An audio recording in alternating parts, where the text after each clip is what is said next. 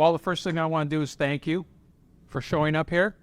This is my first exposure to rooms full of people pertaining to the game that I wrote many, many, many years ago.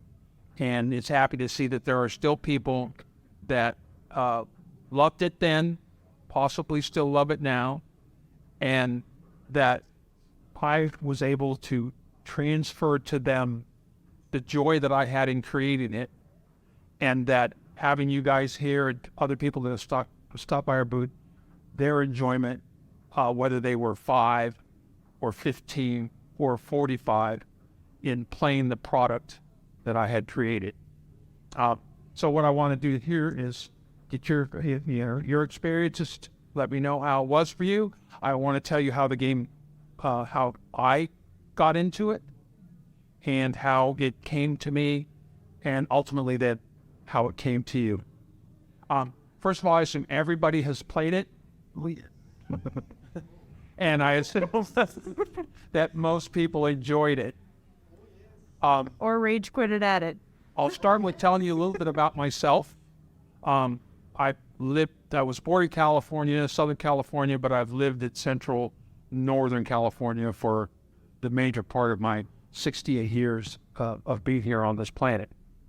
There was nothing special about my childhood. I had 2 other brothers that were a little bit younger. We were the typical California family of husband and wife and three boys. And I got in the usual trouble when I was 10 and 12 and so on and so forth. I wasn't particularly driven for anything in particular. I went to school, I got out of high school, I did a little bit of college, but I wasn't that interested in anything educational. I didn't want science or anything like that. So I was your basic average kid. And so I came out and, worked at McDonald's when I was 18 or 19. And then I got into a little bit of trouble. And my parents had divorced. And so they asked me to spend some time in the Bay Area with my mother and my stepfather. And so I went from Central Valley down to San Francisco and in that area and spent time down there. And at about 22, that became my home in the San Francisco Bay Area rather than here in Sacramento. But I still love Sacramento and the Central Valley because that's where I kind of grew up. I got into some electronics back then, TV circuits and transistors and a few things like that, but nothing too serious. And I was working for a local company there that did cash registers, and I was hired on as a technician to repair cash registers. All right. Right across the street from where I worked was Pizza Hut. So being a single guy, doing all that, I would go over there and eat lunch often. And they had a game console in there. They actually had 2 that I remember. One was Pac-Man. We all know Pac-Man. We've all played Pac-Man. And it was a great and fun game. And the other one that they had was Donkey Kong. And so I would take my couple of quarters and I needed to play some Pac-Man or some Donkey Kong during my lunchtime. So that was my entertainment. At one point in time, I played some asteroids, and I even went to San Francisco to play in an asteroids contest at Pier 39. It was the strangest thing I'd ever done. But, here I am. I'm thinking I'm pretty good breaking up the asteroids, and I think I won 3rd place or something. And I don't remember what I got. But, okay, I was kind of into video games. I played them. I liked asteroids. I liked Pac-Man. I liked Donkey Kong. And at the same time, I did a little work. I got into computers, and somebody had a TSR-80. Everybody here know what a TSR-80 was? It was a business computer, right? Black and white screen and such, but you could go to the local Radio Shack and you could buy one. And I had heard about computers, and I knew that was a computer, but I'd never actually owned one. My alternative to that would have been you could do some kit computers bought down in Silicon Valley, and you could build your own computer, but I got a little bit involved in the TRS-80. I did some work for a company, and I actually wrote some basic code in BASIC, literally, and for a business. And then I kind of wanted to make games because the Radio Shack that I kind of frequented said, well, you know, Andy might be looking to publish some games. So I wrote in BASIC, I wrote a black and white game that had some missiles and stuff like that, but it was just me playing around. That was the extent of my software programming at that time. The next thing I wanted to do is I heard this rumor, because I wasn't plugged into any computer systems in terms of people that I knew, that there was a thing called assembly language. How many people here know what assembly language is? Virtually everybody, right? It's this hardcore language that can make a computer that's running BASIC do more than you could do in BASIC. I heard that, read it in little magazines, right? But I didn't know what it was. So I went and I spent $99 for a manual from Radio Shack that had the assembly language for the 8088 processor that was inside that computer. I knew it was in there because I have a book for it. I was going to learn this assembly language because I could make my game go faster. I opened it up and I looked at the first page. I looked at the second. I looked at the third. I had no idea what I was looking at. It said T, TX, X, Y. It had some diagrams and then had verbiage in the bottom. And I flipped through the 80 or 90 pages, which each one had a different version of that. I didn't know what it was. I put it aside. The next day, open it back up. What is this? I didn't know anybody who could help me. There wasn't an internet at the time. There wasn't a TV show at the time. I didn't know. I thought I was done. About 2 weeks later, something clicked. I realized that they were talking about a specific place of memory inside this thing, and that was an X. Oh, and the other one was a Y. Okay, and then there was A for accumulator. And all of a sudden, everything that I saw started to make sense, and I realized, oh, I write BASIC, but this is what makes BASIC work. This is assembly language, and this is what the thing really runs. And so I got excited and decided, oh, I don't want my program to run in BASIC. I want it to run in assembly language. And so I learned how to transfer from a BASIC command line and go sys 32768, enter, and then that thing went right into the memory and started executing the instructions that I had placed there. And slowly over a period of time, I was able to convert to assembly language, and I was ecstatic. Now, this is a TRS-80 with black and white straight, so I didn't do much in it, but I finally realized how a computer worked. I wanted to do more with gaming, so there was a computer store at the time, I don't remember the name, not far, and they had several of these other computers. One was called an Atari 400, one was called the Atari 800, one was called the TI-99A. Those are the three that they had. And I realized, they had color graphics. I saw that. So I could start manipulating the screen with color. I thought, that's cool. I want to be able to do that. I bet they have an assembly language that I can use. Sure enough, I did a little research, found a manual on it. Okay, they do. And so I went to the store, and these units cost about $900, and this was in about 1981-ish, 80-ish. That was a lot of money. There was a TI-99A and an Atari 800 sitting side by side. And I'm like, which one do I get? I don't really know what they can do. Should I get this one or that? And when I went to buy it that afternoon, I said, I'm going to take this home. I'm going to try and do whatever I can to see what it can do. And that's the one I'm going to buy. So I bought the TI-99A. Took it home. Got into the BASIC, started writing some just generic stuff and realized that the TI-99A was character-based.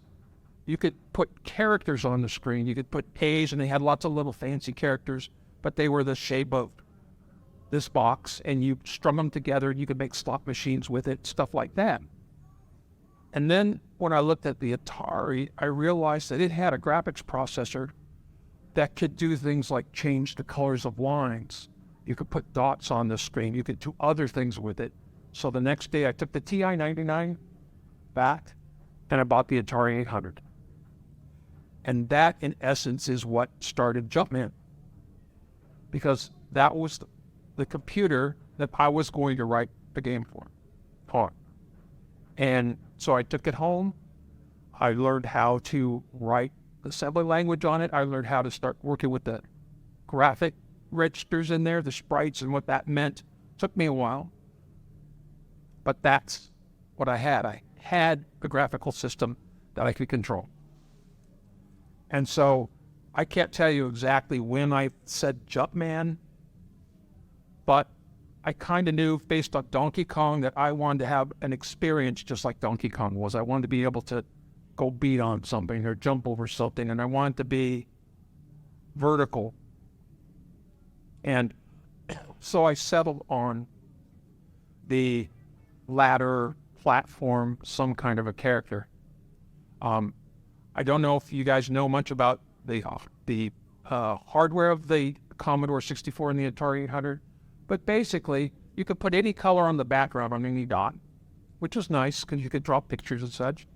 But they also had a thing called sprites, and I'm pretty sure most of you know what that is. But that was a hardware-generated image that you didn't have to redraw every time.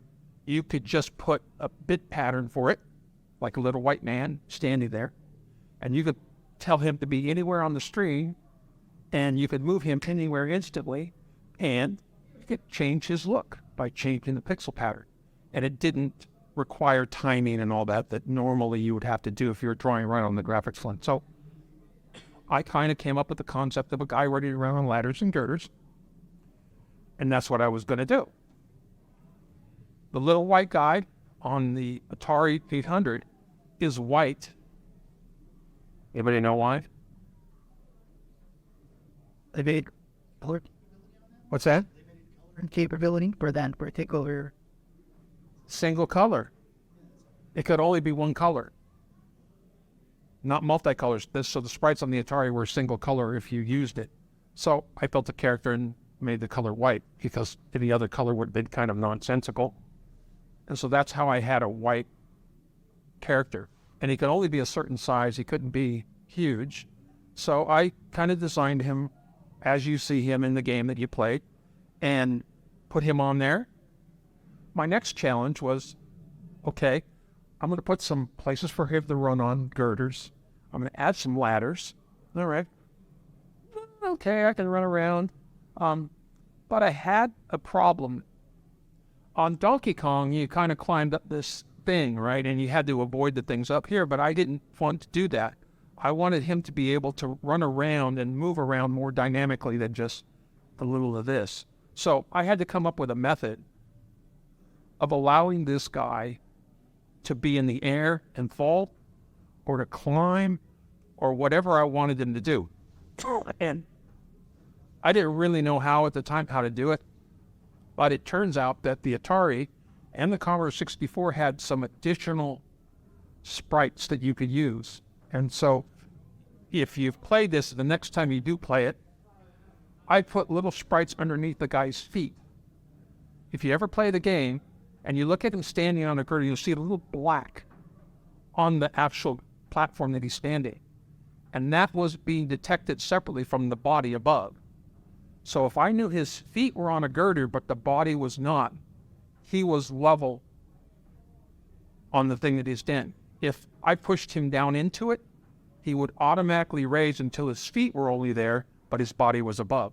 So that's how I controlled him and gave him the ability, which you guys have all probably already seen, where he runs into a ground thing and then he kind of climbs up out of it.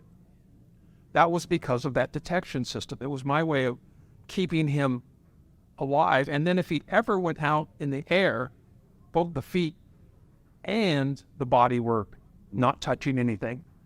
And I started to drop him a little bit, and then if he never came in contact with the ground after that, then he fell to his death. So that's why I'm sure the very first time you played it, you're like, oh, you walked off something and went straight on down. That's how I detected it. That's also how, as I mentioned earlier, when you were on a ladder and you ran sideways with his body into the gird, he went like this. Also how he went up when it was tiered up and tiered down, he was allowed to drop a little bit. And so that's what I did. I used the sprites and the collision detection in the Atari 800 to make my guy, and then that allowed me to, generally speaking, freeform the levels. And so I got to that spot. And then I started using the collision detection for the bullets or the dragons or whatever the other sprites that were available. There was 3 others. And so then I could detect a collision between them and the guy. And then I knew I needed to do something different. So I created about 3 or 4 levels of various types. And I was wondering what I'm going to do with this. So I had a magazine that was, I don't think it was computer related, but maybe comic or something related. And in the back, there were some ads for looking for games. So I thought, okay, maybe I can sell this. Maybe there's something I can do with this. I got up the courage because I'm kind of a passive kind of guy, generally speaking. And I said, okay, let me look and see what I got here. Here's a company called Broderbund. They're not far from where I live. I live South San Francisco. They're up in Marin County. So, well, let me take my little prototype up to them. They're advertising for games. Let me go up there. So I went up there, took my little Atari 800 with my little 3 or 4 levels, set it down in front of the guy who was in charge of evaluating software, and did my little thing like this. He goes, I like that. Now, I didn't know anything about Broderbund at that time, other than they were a big company or made lots of games. And he goes, yeah, I think we like this concept. We would be interested in purchasing it. And he said, and by the way, you'll probably make a lot of money. We have another guy who wrote previous software who made enough to buy a Maserati. This was literally what the guy said. And I don't drive a Maserati and I don't know how much they cost, but I know they are very expensive. And so he was basically saying, you can make a lot of money on this. And he says, all we got to do, we'll get you here, we'll give you everything you need, we'll have some guys help with the development of the game, and we will get this out, and you'll make some money. The money part was fine, but I didn't like the idea of these guys helping me out. I was just a regular guy, homegrown. I learned something on the Atari 800. I wasn't a professional programmer. I felt intimidated by the fact that they were going to have their programmers help me. And I know that they're good because of the different games that Broderbund at that time had out. Choplifter was one. There was a couple other very mainstream, very well-received games. So I kind of said, I'll get back to you. And then a few days later, I set up a meeting with Epyx down in Southern California, and I did the same thing. I brought my game in. I showed the guy that was in charge of evaluating these things and showed it to him again. He goes, I like that. I think that's great. He says, if you pick us, we'll let you finish off your game and we'll sell it for you. So you kind of already know where I ended up, but that's the reason why I went with Epyx rather than Broderbund. I do believe that had I gone with Broderbund, I probably would have made twice as much money because they were big and they would have promoted the hell out of it. I didn't know it at the time. So that's how I ended up with Epyx. And Epyx, if I could follow up a little with them, they were formerly known as automated simulations, and they wrote Dungeons and Dragons kind of applications and stuff like that, text-based things, and so on and so forth. They weren't really into graphical games, but they wanted to get into graphical games, and so this was something that was sitting in front of them that they could take and make one of their first Atari graphical games. So I chose Epyx. I went to work for them straight away. They said, here's your Atari, here's your room, here's your office. Make this a full game. And so I spent about 6 months with them, adding levels and all that. And I didn't have help from a programmer. I didn't have a graphics artist. I didn't have a musical score, anything like that. That was 100% me writing code on it for an Atari 800 64K cartridge at the time, and learning a lot when I did it. And the product is what you guys all saw, which was this, what I thought was fun, fluid, not spectacularly graphic game called Jumpman. And I made quite a bit of money from it over the couple years that I was with them. It was a popular seller. It was only eclipsed by Miner 2049er. How many of you guys saw Miner 2049er? Okay.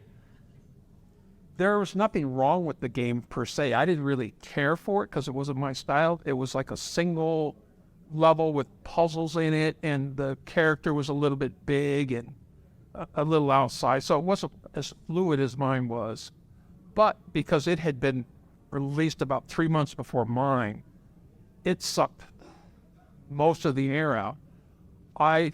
Billboard was rating computer games at the time, and they were number one, and I was number two at one time. I got close, but I never got top. And I thought my game was more fun. Do you? Sound clearer, much clearer. Why did you before that is fun? On your game, they have a chance to play. There's so many strategies, so many ways to end up with 40 years later. One of the most challenging games I've ever played. And I still like dying at the same levels. If you're programming for something like the health stones, it's like, oh, they'll get these things. And then just so relieved that whenever you would grab phone, something would disappear. Like, oh, excuse me, oh shit. And then the thing just disappeared. Down. Right. But they get like a lot. Like, yeah, I got to figure that out. I want to figure out how I can get past those things. And I think many of, if not all of you here, had the experience that I had creating it, which was, I could feel the way it would be to somebody not playing it. And I wanted you to hurt a little bit. I wanted you to fall off. I wanted you to experience these things, because then you would learn how the dynamics work, and then you could move on to the next one. And the other thing I liked is I've managed to pack 30 levels into a single game. That was a lot of real estate. Simple, yes, no fancy backgrounds and all that. But I tried to throw every different variety I could with one big sprite and 4 little sprites and the drawing and stuff that I could do. And the fact that it did make number 2 on the best seller list, and the fact that I loved it, many people that played with it loved it, I think I made a good choice. I just did what I love to do, what I would have loved to have seen. And it seemed to translate very well with everybody that played it. It was just fun and free-flowing, and you learned as you went. And so that's the story of how that game came to be. I have some other anecdotal stories related to that. But before I get into that, are there any technical questions that anybody has about the Atari 800 or the Commodore 64? I should mention that my next job was to port it to the Commodore 64. And so I did that. That wasn't that difficult because it had the same graphics chip and such. I had to make some compromises, but not much. Yes, sir. Would it include the mini games of the sport besides Jumpman? What do you say? Like how many games would it be in that? In Commodore 64? Yeah. It was the same number. The Commodore 64 had the same memory specification, the same sprite chip. The graphics chip was the same. So the Commodore 64 was almost an exact clone of the Atari 800. The only other addition would have been the fact that the Commodore 64 did a little bit more with sprites. You could do some multicolor sprites. And in fact, that's one of the questions I have. Who wants to answer it? What color was the shirt and the pants of the Jumpman on the Commodore 64? Huh? The board you red. Purple. He red. For which? Red is right. Sure. I believe so. Uh-huh. And the pants were a different color, right? They look great. They were purple, but you got red, and so now you're on the spot. For the Atari 800, what color was the shirt and pants of the character? Blue. Red. One more guess. Purple. No. White. The Jumpman on the Atari 800 was completely white because the Atari 800 graphics chip did not support changing the color of the sprite on the fly, whereas the Commodore 64 did. What number was that? Oh, you mean in terms of my question? Yes. Oh, that's a good question. If you answer questions, we have Oh, yeah. to pass out as well. There we go. That's number one. So we got it right? No one did, but he asked. No one did. So to the gentleman there that tried to answer it, he got close.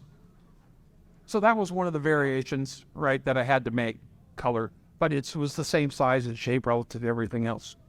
So I got another Jumpman question for you. Oh, yes, sir. None of this various. Did anyone No, all me. did Epyx offered a warning or did you just So Epyx was coming from automated simulations, and they did Dungeons and Dragons text-based games.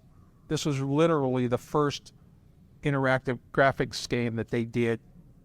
They did their stuff on the VIC-20 and the Commodore 64 because it was text-based Dungeons and Dragons. That's what their expertise was. So they didn't help me at all, other than give me an Atari 800. Yes, sir. got the job at a time to the Bramford was ROM, so was the cartridge a 64K ROM or was The first thing I worked with was the cassette. Perfect. all right, it was literally loaded it. It was literally loaded from the disc into RAM. The first one was disc-based when they had the 5.5-inch disc accessory. You could also do it from tape, but that took a while and sucked. But literally, you just put the code on it, and it went in just like the disc. And these things. And then eventually, at Epyx, we put it in a cartridge because it was basically the same thing. The code was not any different. You just put your 64K bytes of assembly language in, and it booted up, and pop it went. So no, they didn't help me at all, really. Didn't have to. I kind of already knew that, and it wasn't that difficult to find information about it. So I was able to create. So along with my trivia questions, how many levels in the Jumpman game? 30. 3? 30? Are you sure? Jumpman. Jumpman. You're right, 30. It's what question? Question number 2. You said it instantaneously. You knew it. You even said, it was 30, yeah. And I was going to ask you about Jumpman Jr. How many in Jumpman Jr.? This is a bonus question for which you get nothing. Check about it. Actually, that one's written down too. I don't know. The Jumpman Jr. I'm going to guess it was a different. Close. 12. Yeah. And that was a limitation of the cartridge at that time. I could only put that much, so it was 12. And it was junior anyway. It was the big one had already come out. And so one more bonus question, and then I'll continue my story. How many different consoles was Jumpman released on? How many would you say different? He says 3. Could go higher. Or go 5. Am I hearing 6? 6. 4. Just the Well, it's 3 or 4. I have it in I'll say 3. someone. The console, the Atari, Correct. and it also ended up on the Coleco. Yeah. And the reason I know that is because while I was working for Epyx, after I had finished Jumpman, Coleco, they got a new person in, head the company, Epyx, and he was the president of Coleco. So one of his jobs, not my job, because he gave it off to some of the Coleco guys, and to port it over to the Coleco. I never saw it and I never played it, but it was on that at one point in time. And I think that somebody made an Apple version. I don't know why I want a green screen Apple. I'd really be excited about playing Jumpman, but you know, that was the way you did things. You wrote a copy of somebody else that was having some good success. Coleco ad or on the Coleco Vision. I don't know the difference. I just know it's Coleco. Which one was first? With the computer, Coleco. It was the computer versions of the Coleco. Yeah, that would probably be right. Not the Consigo. Right, not that. Yeah, it was something that they could fairly quickly port over. Yeah. Oof, you got a question over here. And so I took automated simulations. I like to say I did from text-based that to getting involved in graphical games. I was literally the only programmer there. I did the sound, I did the video, I did all of that. And they didn't really have anybody else. The owner of automated simulations, he wrote all the Dungeons and Dragons games for automated simulations. And so he really wasn't the programmer. I mean, he was, but he didn't need to work on this. And so that was their emphasis. And then they changed their name to Epyx because they were going for the Atari market, primarily coming off of the VIC-20, which I think is what the Dungeons and Dragons were written for. And so they were trying to get in the market. So they had me, they had this game, they got the artwork done and all that, and it started itself pretty well. And so they got bought out not too long after I started working there, and after Jumpman was released, but I was working on the Commodore 64. Coleco guy came in, and essentially Coleco bought them out, and they took over. And his approach was, what can we produce? We need to produce these cartridges of games fast. What talent can we get? I was just one guy, happened to be working that. He went and bought another company that was programming on the 2600 and brought in their 6 to 8 programmers into the office. And I was intimidated. There's no doubt about it. First of all, these are programmers. That's what they did for a living. I was just kind of a hobbyist. Second of all, they were writing on a 2600, a horsepower off the Atari of about 20%, right? And they were writing games that people could play on their TVs. I didn't play them, but I knew that they were there, and I knew that these guys had skills. Hey, if they could work on a 2600, they could then start working on the Commodore and bring games forward to that. Plus, the CFO that was now in charge was all about this and that. It's all about marketing. What can we get and what licenses can we buy? They started buying some licenses, and I had finished my writing of the Jumpman, essentially, in both the C64 ports, so what was I going to get to next? I was a programmer, right? I was not the typical programmer because you can kind of get it from my demeanor, the kind of person I am. These guys were strange. They came in from the 2600. I tell you, one guy hung swords on his wall. One guy wrote X-rated stories for magazines. They were just people I didn't know and never worked with, that I never bonded with them.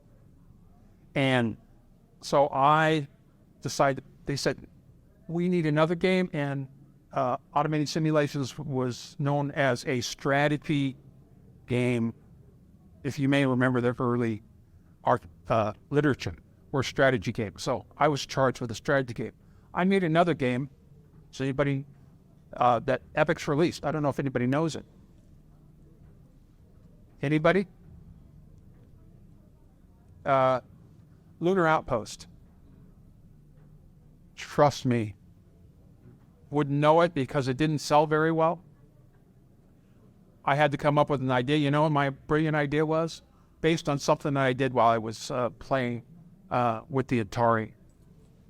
The Atari had 4 sprites, basically. You could have 4 different things happening up and move it around. All right. I realized I had heard this thing called, well, I don't remember what it was called, but what you would do is if your 4 sprites were up here, you could put them here, and then you could change their position if you did it at the exact right moment on the screen refresh. And now they appeared here. And if you did it the exact right moment again, now they appear down here, and you could do this. And you could have 16 sprites on the screen as long as you kept them separated into their own band. And I took a bunch of flying saucers, and I made them small, medium, and large. And I had them transition from small to medium and medium to large on the screen and going up and down. So it looked like they were coming from the distance and coming down large, and then going back up. So it was a cool effect, almost 3-dimensional. So I built the whole game Lunar Outpost on that. And it followed the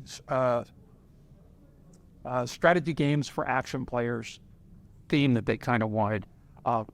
You had this map that you flew over, which was just a sprite going to cities. And then when you went in, it went into this saucers flying in 3 dimensions, multiple ones dropping bombs on houses.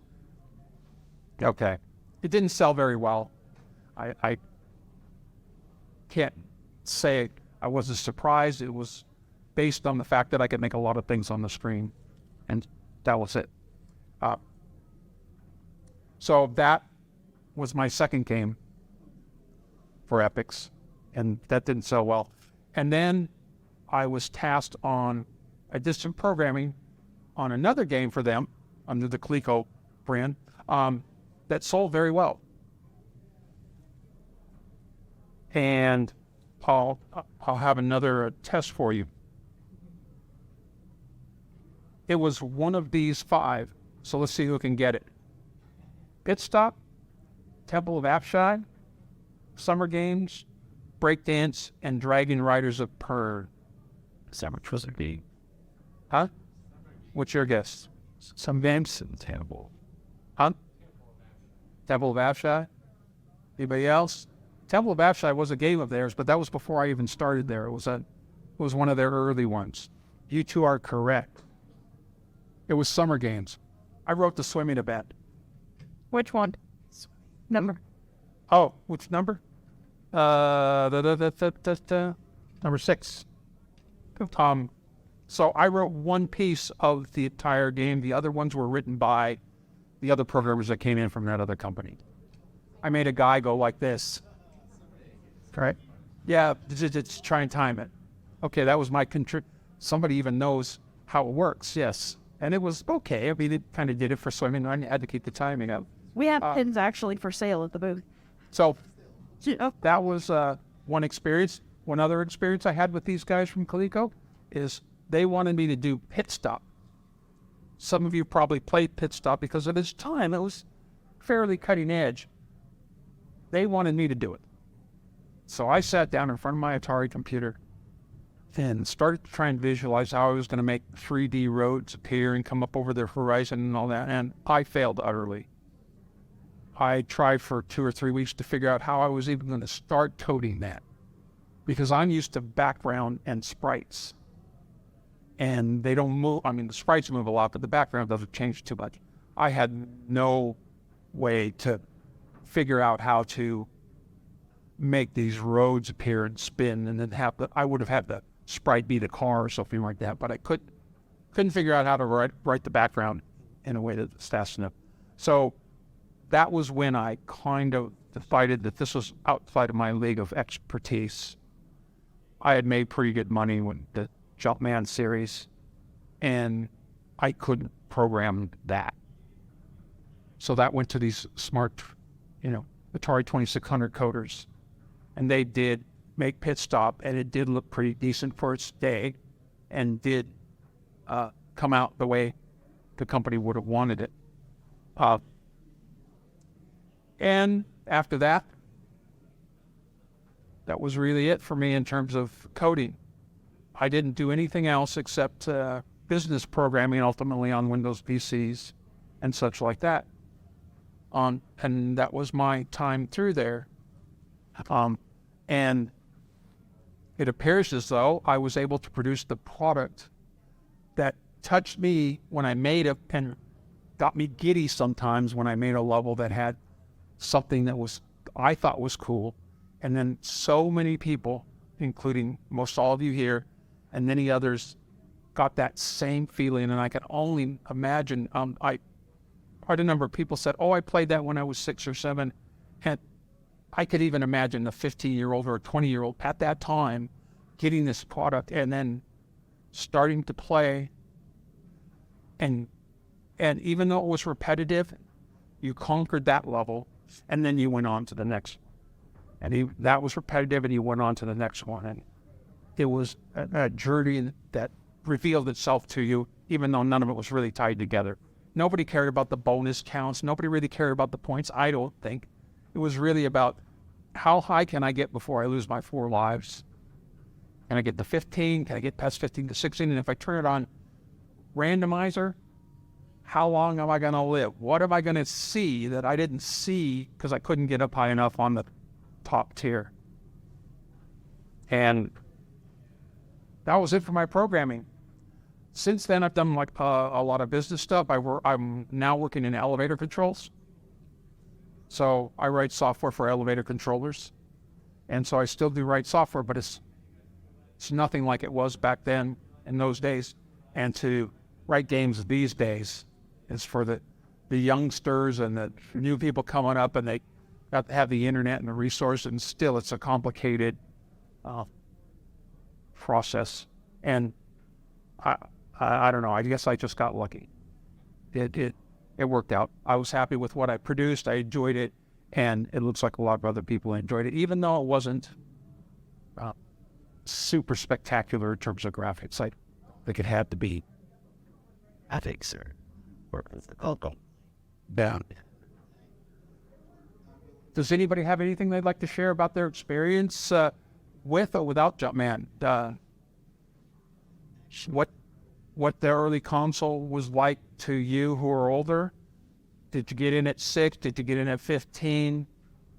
Did you get your first Atari or Commodore 64? Yeah, go ahead. Commodore 64 board a bit, and my brother and mine, it became a challenge between us how far we could get, how we do what we could learn, and then that became more of a bonding part of us. The game was challenging and fun, and sometimes we try to play on our own, not let the sibling knows that you made some progress. And I think the parents enjoyed even watching us play. It was fascinating to them, even though they didn't try. Right, because they didn't have the reflexes or the experiences with my brother and Maggie. And even, I don't remember what age I played it, but also I remember keeping various boxes as a kid. To that box having longer than other ones, because even the graphic and artwork that was more meaningful to me, the big freedom up to call it.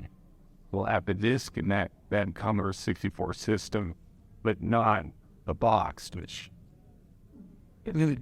right. Yeah, no, that's great. then you know the TRS. Oh, TRS-80. What about it? And then if damn experience to play it.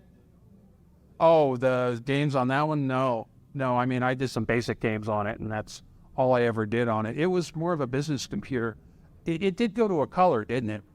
At some point in time, it had switched to a color screen, but I had long since, I was at Epyx, and I was writing on the flashy, colorful Atari at the time, and I never went back to the TRS-80. But it was quite the machine for its time. It was really high-end business level, even though it didn't have any business software per se at the time. Yeah, Atari, the Atari twice a time. I never had one. I just had them in my office area, so to speak. So I had never played on one, but I know it was very popular in its day too.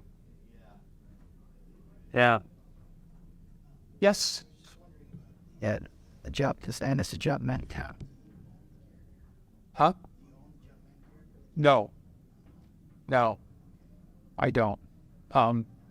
I could probably get it. I've been approached a couple of people over the years that said, can I make one? They wanted to do one for a phone, which was weird. And a couple other people have made PC versions that I kind of said, yeah, you go ahead. But I didn't own it. Epyx owned the Jumpman. Yeah, because whether they did really or not doesn't matter. I was there. I gave them the name. But, I owe them a lot. They gave me a chance. And so I don't mind that they, quote, owned the game. She revitalized it today. Again, was just released on the Evergate, but the season's full-fledged. Oh, okay. Playing Jumpman, it's great. Jumpman, probably for first time, man. Lately, exactly as I remember it. Yeah, those ports are not ports. They're just copies of the ROM, and they just have to say start here, and they have all the video hardware emulated, and instantly you get the exact same experience. Well, nothing played on it. Modern to me, I don't think about it. But it's still the same. Just as challenging it is. Which leads me up to this question here. The additional hints on the back actually see those things. I have no idea. Thumb tips, right? Yeah, it's additional hints from the creator, Randy Deliver Excel. Like, boom. Do you remember writing those? I might have written the core, but I can see phrasing here that's above my normal expression of language. Jumpman can leap amazing distances. I doubt I would have used that. An editor probably came in and yeah, it up. yeah, it's cute. I haven't written this in a long time. Yeah, no, I didn't write this, but it's cool. It's great little hint. Yes. Back at the key, what design came up with this amazing. But would you change anything now? No, we keep. I don't think I would change it per se, because it would. If I tried to do more with the graphics or anything, it would ruin the play. Though I do believe there's room for more of something like that, the simpler stuff. Yeah, I would not. I would not try and do to it what modern games do, which is really make it look cool. In fact, the fact that I didn't have to spend time making it look cool, and it was just the way he moved and the way he interacted with the environment at that time, I thought was so refreshing. It was, as opposed to Miner 2049. Yeah, often. Yeah, no, I think that movement and that style could only really exist and do well within that period of young people coming into computers, many people coming into computers, and the fact that that particular product had so much more content that if you played something else that was graphically superior, it might look great, but ultimately you didn't walk away, I think, with a sense of accomplishment or wanting to see what comes next. Shitty battle like that, I don't. So, yeah, I wouldn't change a thing, not even the graphics. If I were to relaunch it right now, I would probably try and find some way to make him more interesting in terms of movement. I have a couple of times considered what would I do if I was writing a new one, and I think there's still room. He had about 8 different moves, and if I could create another one, I would try and keep it simple, but what I'd do is make his environment more interesting. I would make his jumping abilities more controllable, And I won't say simply eat a super pill, then jump twice as far, although that might be something to do, but maybe some place where you're running where it's running backwards and you have to overcome this, things of that nature to make that environment alive. But yeah, I think pure simplicity, you know, and maybe we were all wearing rose-colored glasses at the time, right? Because that's color on a screen, and my first joystick, and oh my God, that was just felt really fun. And tens of thousands of people got that experience, I'm sure, and you're a testament to that. What would you say is for favorite milk and least favorite in terms of, like, I guess, the side way on a hook? My favorites, one is in the third tier toward the end. I forget the name. Now you see it, now you don't.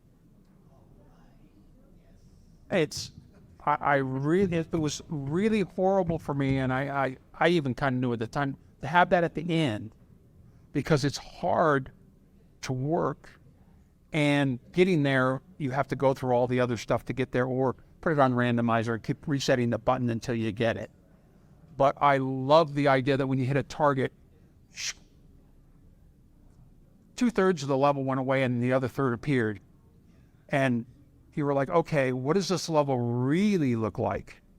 And it would have taken a number of times to determine where, when you hit the next thing, you were going to be okay, because underneath it was a girder that you just couldn't see right now. So I thought that was really kind of eye-shattering, or earth-shattering, when you first hit that, and it went, wow. You're like, oh my God, and I'm sure people just died many, many times trying to figure it out. That if they had the internet back at the time, you would have gone right to the internet and picked a copy of what it looked like and said, okay, this is what it looks like, so when I jump here, I'm going to be okay. But you didn't have that back then, and you had to do some experimentation. So I'm assuming that maybe a lot of people went on randomizer, hit it, oh, that's not it, restart it, hit it again, oh, there it is. Let me learn from that. Yeah. So I think that was the most dynamic one. There's a few I regretted. The grand puzzles weren't that interesting. They were okay, but they weren't spectacular. Some of the more simple ones with ropes and jumping and such like that were better. I would have, if I could change anything, I would have made the bonus time, I would have found a way to make that more important. And it wouldn't just be by adding more value or numbers. I think the score was irrelevant, in my opinion, right? High score, I guess if you had a brother that you were playing with, yeah, you might be trying for who can get the highest number of points, but for individual play, I don't think that was really a big deal. But I think it needed an element like that. And I suppose if I was doing it right now and I'm just thinking outside the box, I would, if the timer expired, I would have that level change somehow. So you wanted to beat it so it didn't become more difficult or more unusual, or maybe you would want to see the more difficult or more unusual. It's hard to say, but it could have used some additional punch up. Has to die, show. Yeah, or probably what a more challenge. Yeah, so there was a number of levels that I liked. I can only imagine the other one. Boy, you're bringing me back to the moment. Follow Me, the one where the guy appeared behind you. When you hit a target, another Jumpman appeared and was running the same path that you were running. And you would be fine if you just kept running and did the path, but you didn't know that right away. So when he appeared, you stopped, right? And then bang, he killed you. You went, what the hell? And so I thought that had to be a moment of surprise and disgust all at the same time. But once you realized you just had to keep going and learn the path, and then you could outrun that thing, you're like, okay, I got it. But the first time had to be just bang. What the hell happened to me? Yeah. And first as that.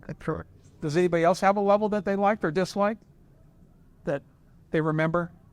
This is the way I saw them when I coded them. I kind of like us to bar, but I didn't play. I know That playing Jumpman. Sorry, what was that? That plant come around at you for a while. Yeah. Do you forward many other minutes on the sticker? Well, Lunar Outpost, you weren't here when I talked about that, but that really wasn't worth a damn. Yes. Cup of coffee and a nickel, and you could have bought that, and even then it would be overpriced. Yeah. It really was not. And that's what happens when you got to make something they don't love, you know. Great. That's about it. Did you want any other bits of information? Anything you'd like to comment on? Yeah, Broader Bun to ever reach out to you after he was released? No, they didn't. They were a high-class coding company, you know, up there in Marin. They were the creme de la creme for many years. They made some great games. There's no doubt about it. That's right. That was right then and there.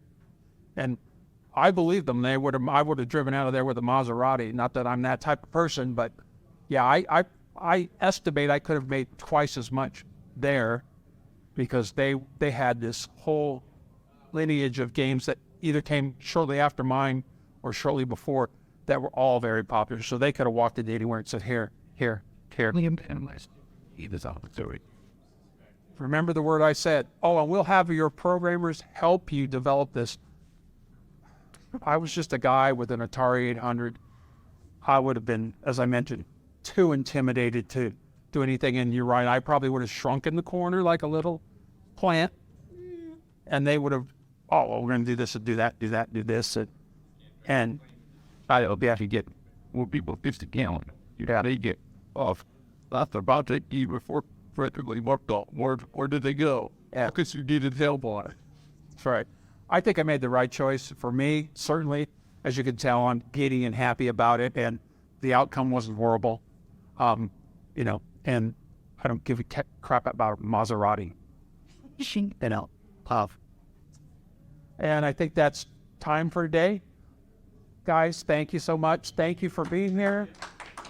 Thank you for enjoying the game in the way that I felt it should be enjoyed. And it sounds like I reached many thousands of people.